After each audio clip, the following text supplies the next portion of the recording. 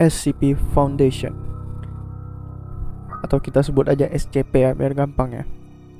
Sesuai namanya, SCP adalah sebuah organisasi rahasia yang dibuat untuk mengamankan dan menyimpan objek-objek atau entitas-entitas abnormal yang mengancam keberlangsungan hidup manusia. SCP Foundation kepanjangannya adalah Secure, Contain, and Protect. Kalian pasti tahu Illuminati dan Freemason. SCP juga adalah organisasi rahasia seperti kedua organisasi itu. Tetapi SCP dibuat untuk melindungi umat manusia dari bahaya, sedangkan organisasi seperti Illuminati dan Freemason adalah organisasi yang dibuat untuk menguasai dunia. Nanti kita akan bahas lebih lanjut tentang Illuminati dan Freemason. Oke. Selanjutnya, apa sih yang dimaksud dengan entitas atau objek abnormal? Kalian bisa lihat beberapa foto ini.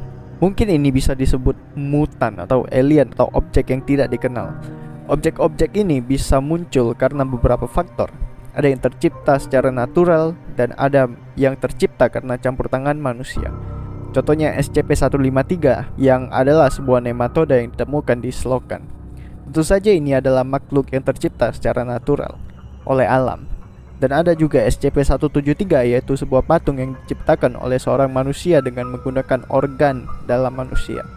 Ini adalah salah satu SCP paling terkenal karena SCP ini terkenal sangat sadis dan cukup unik. Dia tidak akan bergerak jika kita menatapnya, tapi jika kita memalingkan pandangan kita, dia akan mematahkan leher kita secara instan. Seram kan? Tapi masih banyak lagi entitas-entitas unik seperti ini di SCP, dan mereka terbagi sesuai dengan tingkat ancamannya. Yang pertama adalah safe. SCP ini tidak membahayakan manusia dan manusia dapat melakukan kontak langsung dengan SCP ini. Contohnya SCP-005 yang berbentuk kunci, SCP-653 yang berbentuk bumerang.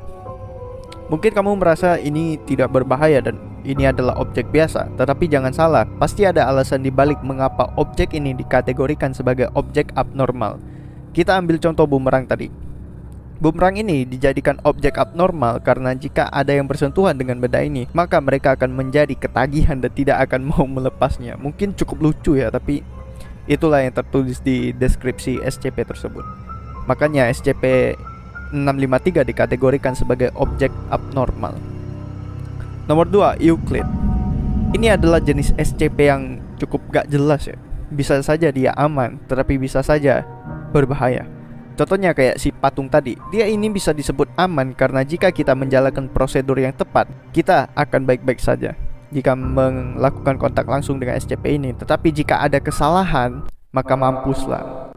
Contoh lainnya adalah SCP-049 atau Plague Doctor. Ini adalah salah satu SCP yang cukup unik karena penampilannya kayak Plague Doctor itu loh. Ya, kalian bisa lihat video ini kalau nggak tahu Plague Doctor itu siapa ya. Dia ini bisa berbicara dengan berbagai bahasa dan cenderung bersikap tenang, tetapi dia juga bisa menjadi sangat agresif.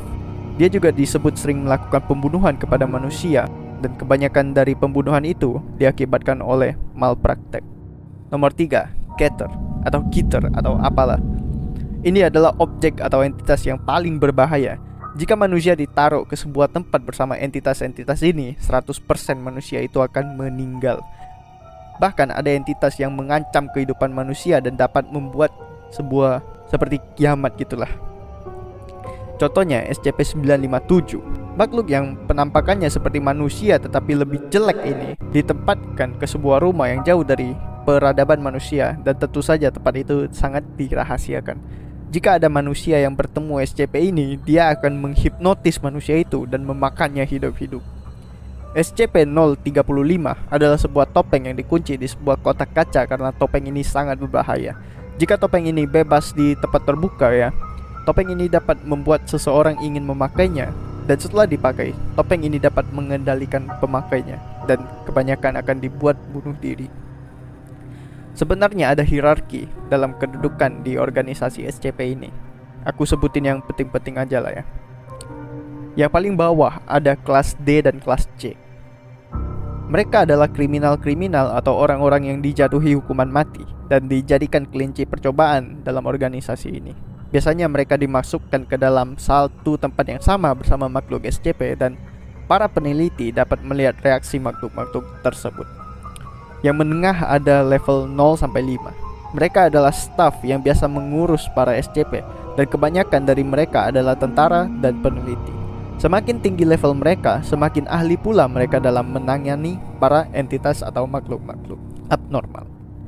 Yang paling atas adalah higher rank, terdiri dari direktur, kepala bagian, dewan, dan administrator. Pekerjaan mereka adalah mengatur para bawahan, dan posisi mereka ini adalah yang paling aman karena mereka tidak melakukan kontak langsung dengan para objek-objek abnormal atau SCP. SCP Foundation ini sudah sangat terkenal ya, bahkan sudah sangat banyak game yang bermunculan seperti SCP Containment Breach. Tetapi SCP Foundation ini adalah sebuah karangan fiksi belaka, jadi jangan kecewa ya. SCP Foundation adalah sebuah organisasi karangan yang dibuat sedemikian rupa hingga membuat orang-orang percaya.